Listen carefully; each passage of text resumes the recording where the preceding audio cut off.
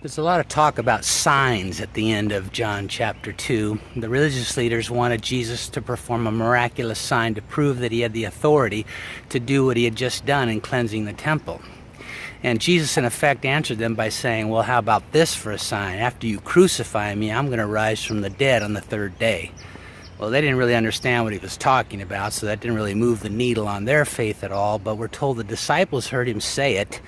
And when he did rise from the dead, they remembered that, and it strengthened their faith. In other words, the faith they had already placed in him was confirmed by that miraculous sign of his resurrection. That's important to remember. Goes on to talk about in the next verse how there was a bunch of people there in Jerusalem during that Passover week who saw Jesus perform miraculous signs and believed in him as a result. But that means there were people there who saw him do those same miraculous signs and decided not to believe in him. Signs are tricky things. See, faith is always a choice we make to believe. The Bible says without faith it's impossible to please God, so this is really an important thing. I'm not saying that God doesn't want to perform signs. The Bible is pretty clear that he wants us to be able to experience his miraculous power.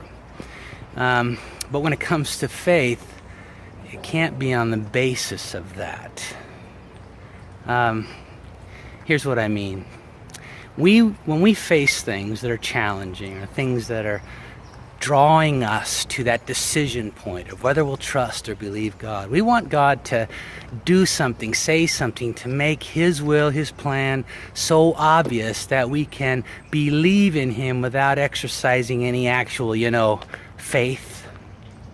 That's not how it works. That's not how it works. Faith is a choice, always.